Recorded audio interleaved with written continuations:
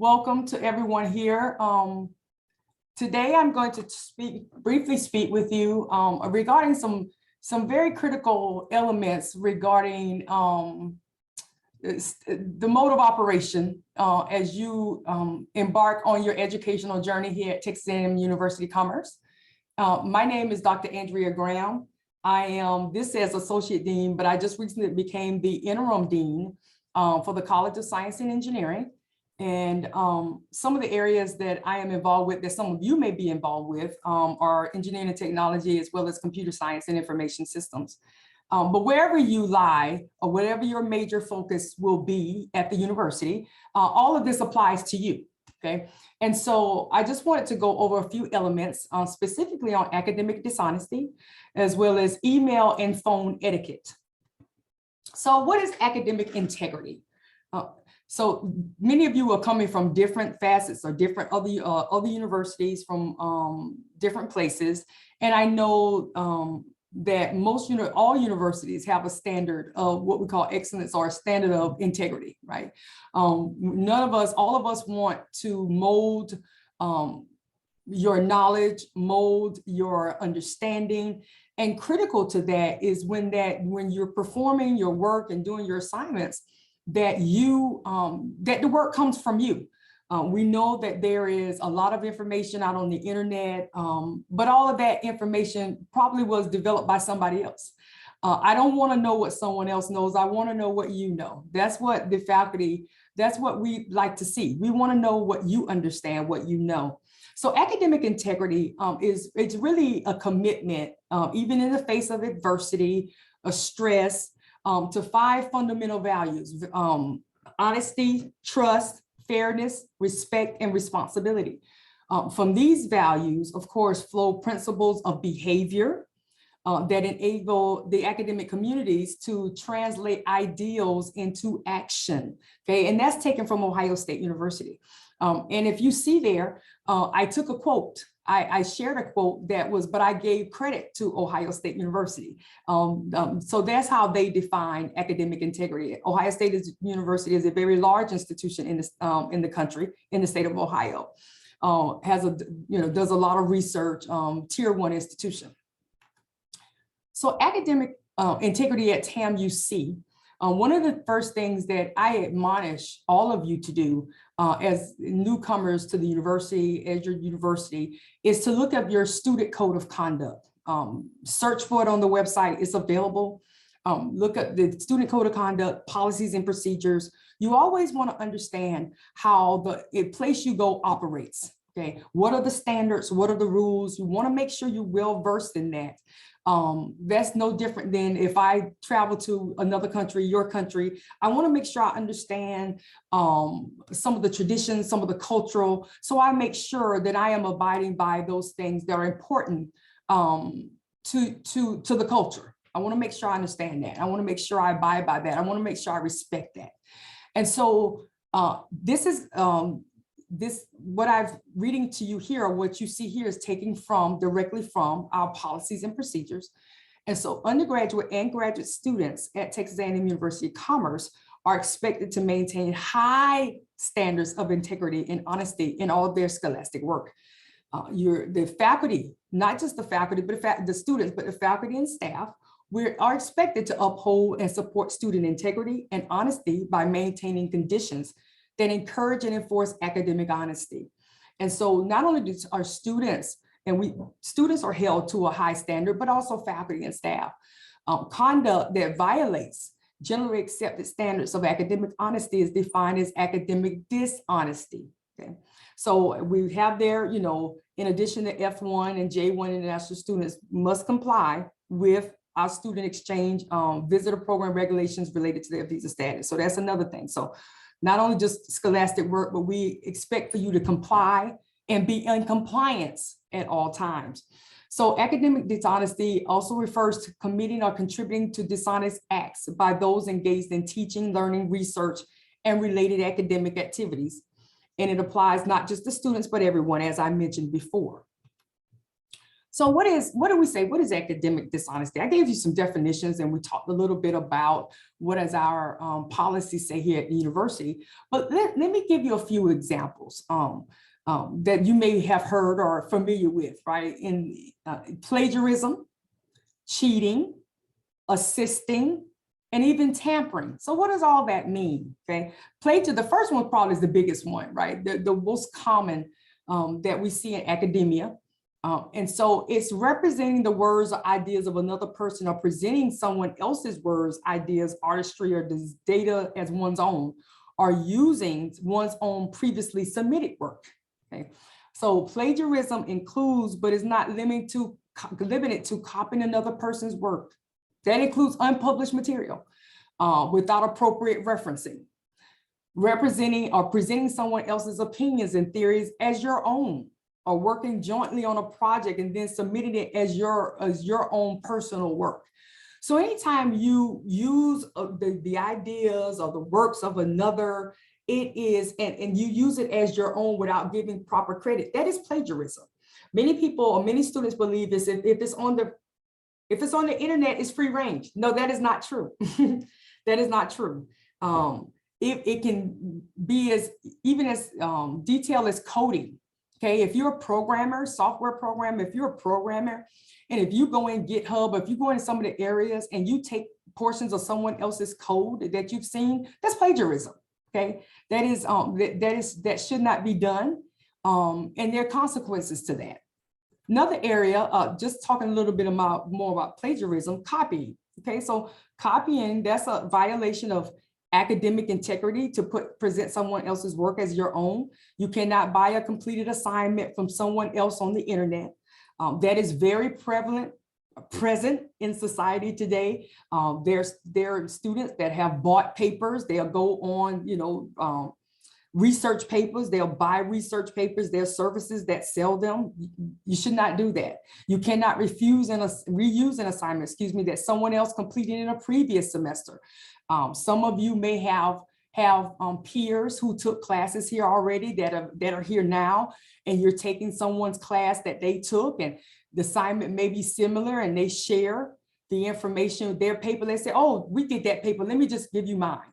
Okay. If you submit that, that's copying. That's plagiarism. Okay. That's a part of that's another component of academic dishonesty.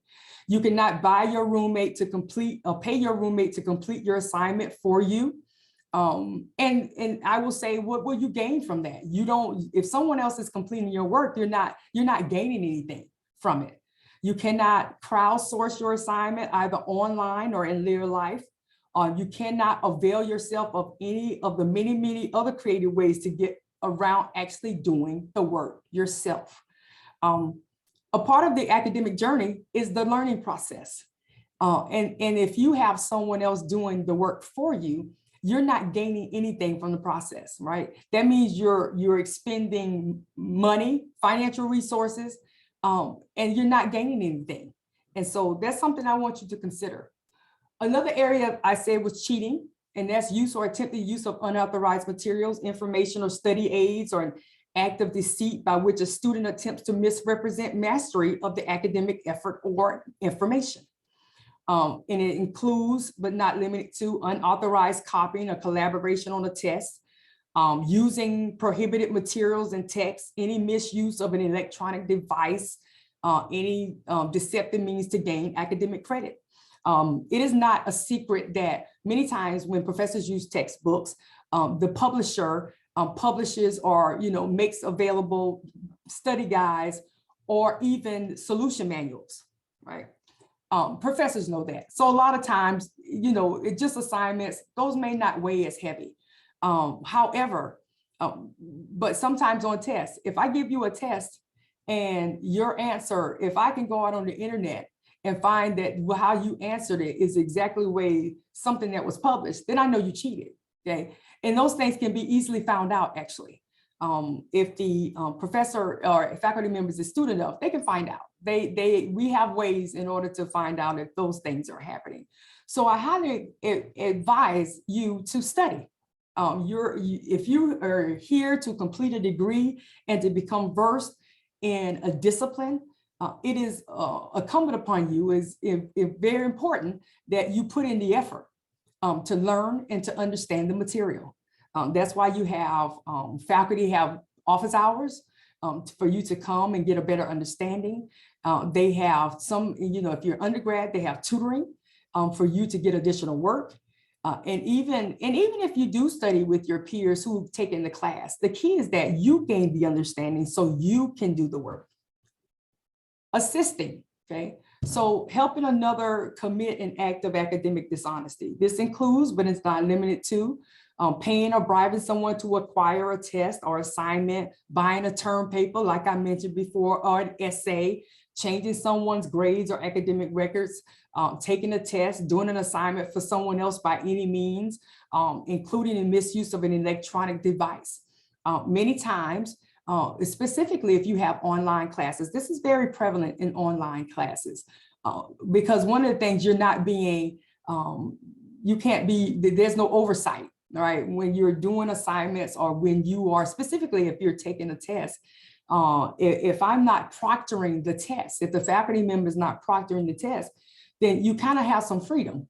So what we depend on is that you have the moral fiber to be honest enough to say, no, I need to do this on my own. I need to take this exam on my own. I need to show what I know. Because ultimately, when you do cheat or when you do plagiarize and you don't do the work on your own, it might not show up academically, when you're in college, but it will show in the workplace.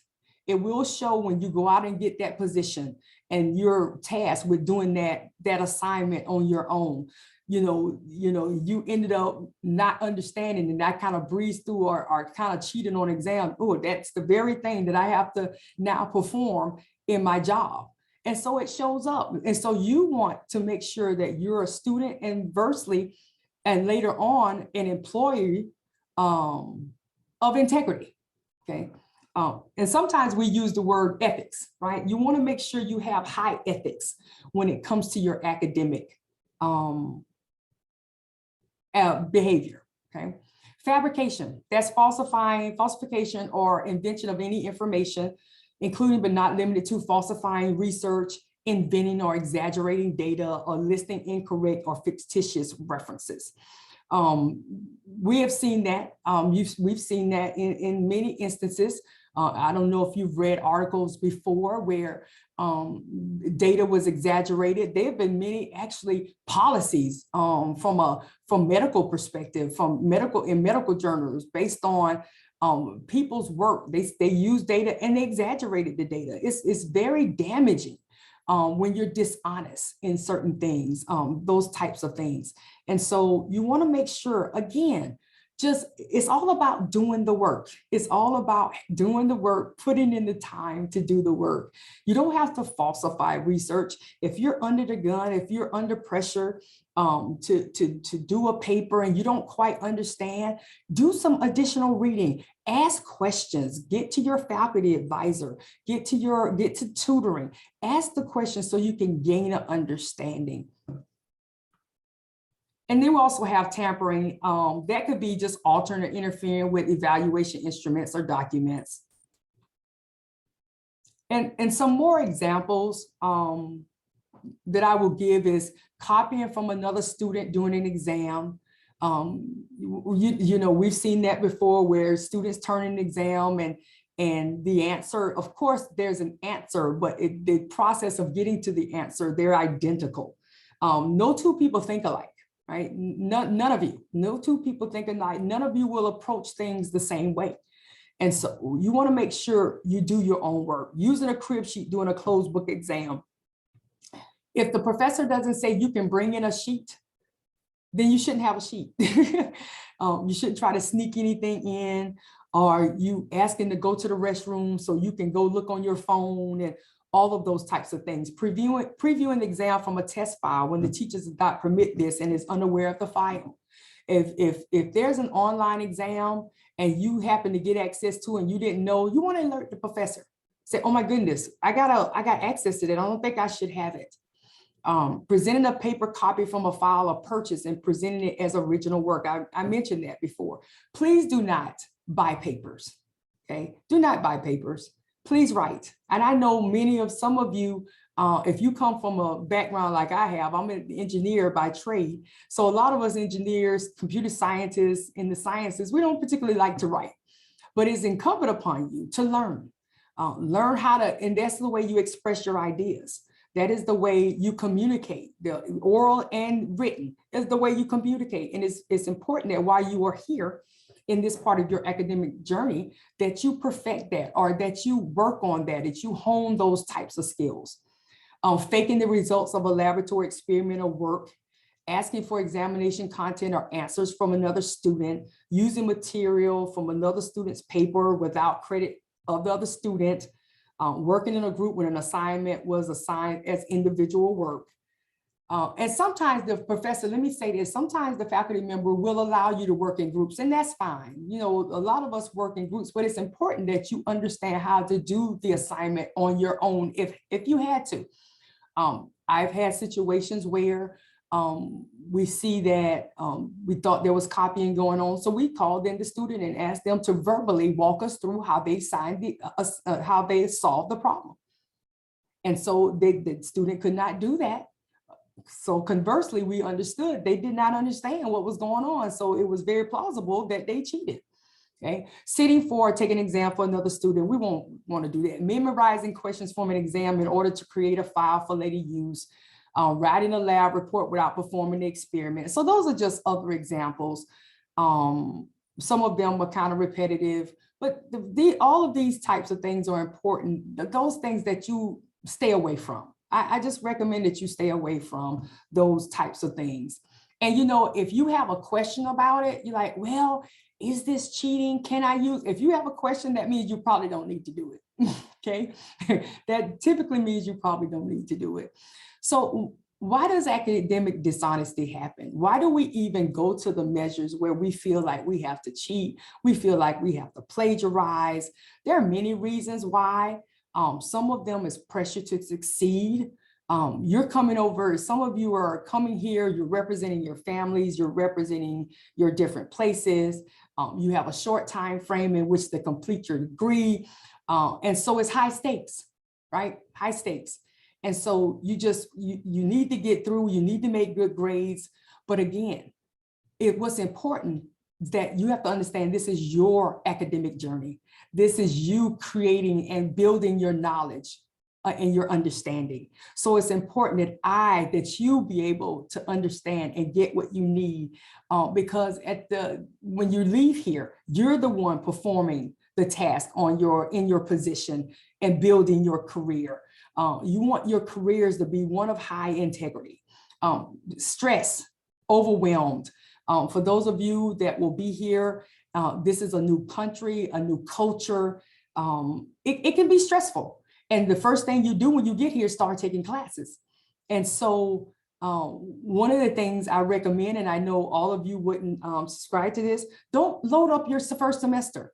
If it's a transition, take 3 classes, only take 3 classes and say, you know what, let me transition into this new thing that I'm faced with. And you can become overwhelmed, you're away from home. So that's a lot. So I always tell students, back off. You can take 3 classes. As long as you are meeting the requirements, visa requirements, just take 3 classes. And just get through those. Let's get those wins first, and then we can take additional classes as we go forward. Fear of losing status amongst peers, confusion. I'm not, this is the first time I'm taking this professor. I'm just kind of not used to how they teach. And I'm just a little confused about it. And so you panic. And so what's important there? Sit with the professor. Can I have a little bit of your office time? I'm not quite understanding how you're presenting this. Can you give me, can you help me a little bit with that? Ask those questions. Feeling peer pressure to cheat. Well, everybody else is doing it. Okay. I might as well, everybody over there in that corner is cheating. So I might as well just go and join the group. Okay. Does that help you any? It might help you through that assignment, right? But it doesn't offer anything to you. It didn't add anything to you. Observing cheating, like I just said, lack of understanding what plagiarism is, right? So again, citing sources, quotations. I admonish any of you, especially those of you who are not used to writing like term papers, do a little bit of research before you start next semester. Understand, dig into a little bit more what plagiarism is. Understand what citing sources is all about. Understand what quotations are all about. Really understand what's going on, because if you're not used to writing and you get here, the first thing you have to do is write a term paper, it's going to be a little daunting. So I would advise that you do a little bit upfront work and get the information, understand what it's all about, okay? Lack of knowledge of institutional policies. That's another thing that I told you at the beginning of this talk. Understand what our policies, the university's policy is about plagiarism, academic dishonesty. It's a whole section in your student conduct handbook.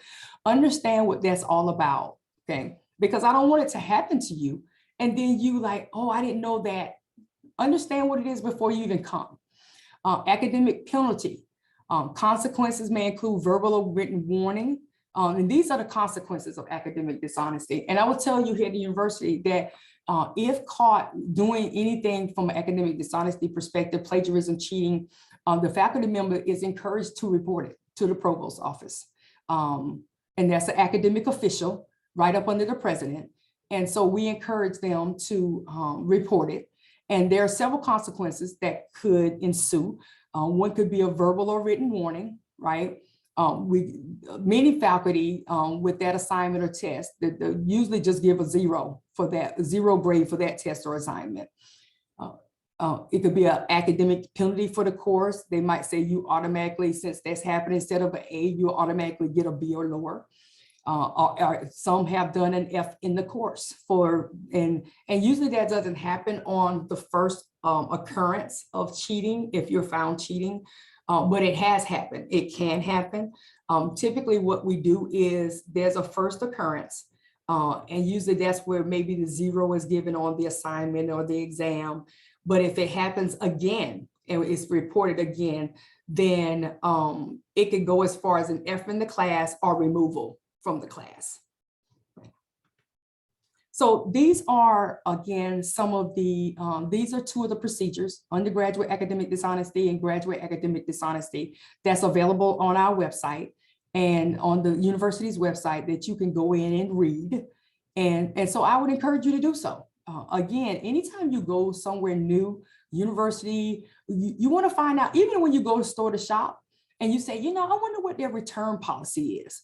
You look it up, say, what's your return policy? Do I have 30 days to return? Do I need a receipt? Do I need a receipt or not?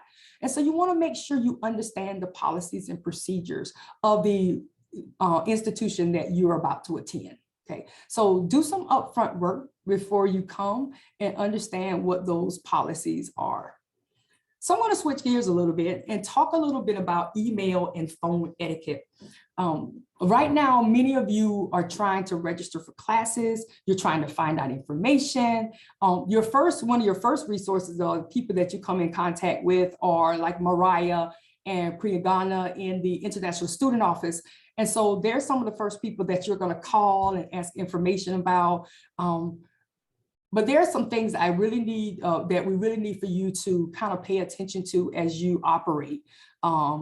Understand that all of us here at the university want to ensure that you're registered. We want to ensure that you get the information that you need as you prepare to venture here. We want to make sure that you're equipped, right? You're equipped that by the time you step on campus, that you're ready to work, okay? But in doing so, understand also that we have a large population of students to serve. So it's not just graduate students, we have undergraduate students, domestic, international. So we have a vast number of students that we have to serve, okay? And so understand that sometimes answers take a little bit of time. We try to respond within 24 to 48 hours. For those of you who have faculty, all of you have faculty advisors, understand your faculty also have classes they're teaching, material they're trying to prepare for their classes. So sometimes answers or responses are not instantaneous. So it's important that you give people time to respond. And again, understanding that we want to make sure that you get what you need. Okay. I know it gets frustrating, especially when you can't find the answer, you're getting passed from one person to the next. And we try not to make that commonplace, but know that we're doing everything that we can to get your questions answered. So as far as emailing and phone, make sure you identify the specific faculty or staff that can address your question or concern, okay? So that means you got to do a little bit of upfront work. Like I said, the ISO, they're one of the first places that you have that you interface with our university. The second place or second individual might be your department, your specific department. So that could be your faculty advisor. So that's the second person, faculty advisor. When it comes to academic matters, your classes, that is another person or persons that you'll deal with. For those of you in the graduate school is another component that you might deal with. And it all depends on the question that you have, okay? And so in most cases, if it's an academic matter, like I said, the faculty advisor can answer your question or at least point you in the right direction. If not, the department head might be a good resource. Okay, and so what we want to try to avoid, and we encourage you to avoid, is emailing a whole bunch of people on campus. You're just finding names and putting them in the email. That is, first of all, that doesn't really get you anywhere because it's just a flurry of emails, right? And so we want to make sure, okay, that we can point you in the right direction. When you send multiple individuals and departments across emails, it's just not a good practice. And it actually will probably delay your request. Okay, I will give you an example. I am firsthand or close with computer science. And so many of you are waiting to get registered or trying to get registered for your classes for spring. Okay, and so you send in your request, Dr. Graham, I'm looking for these classes, or you might have received an email from me, being that you verified your I-20 and visa, you can now register. These are the classes that you're going to be allowed to take. And so from there, we'll get you authorization. You will receive an email from authorization from a young lady, my admin.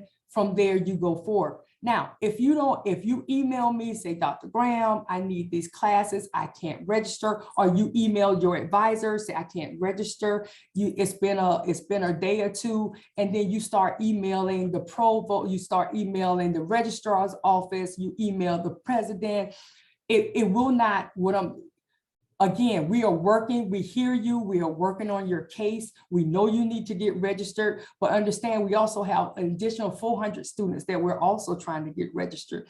So sending it to the president's office or sending it to the registrar's office, what that does is create a flurry, and your request just gets delayed.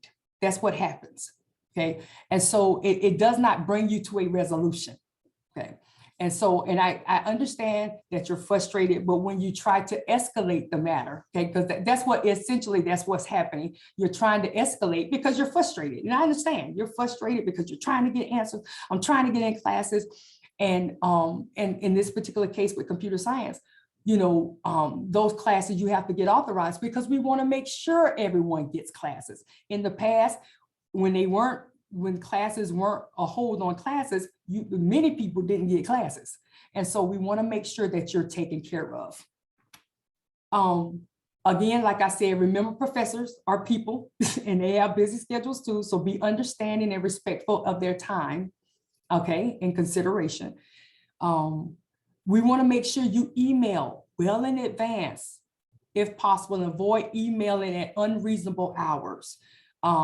Some of you may not be in the country yet. Understand if you email on the weekend, you may not hear anything back until Monday or Tuesday. Okay, we're here Monday through Friday, 8 a.m. to 5 p.m. That's the official business operating hours for the university.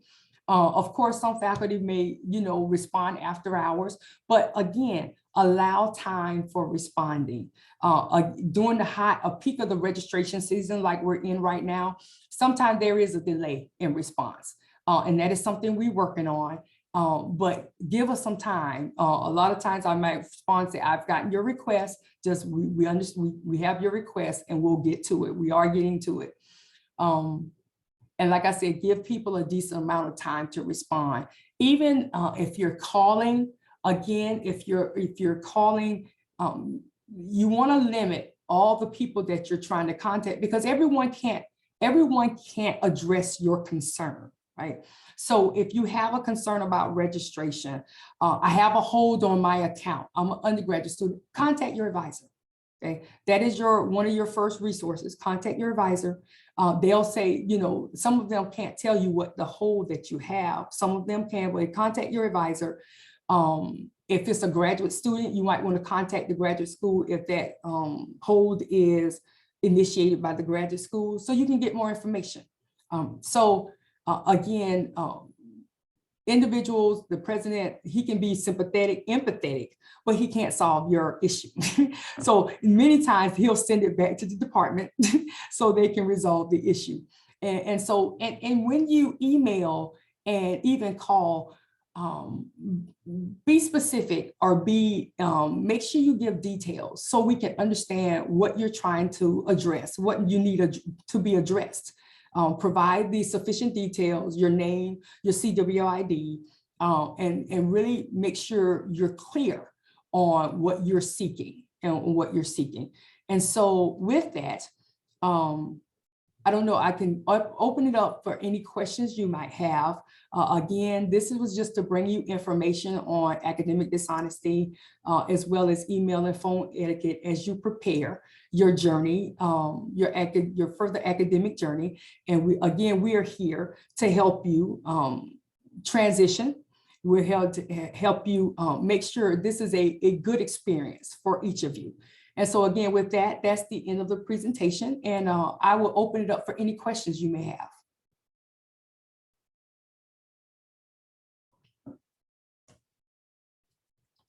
Does anyone have any questions?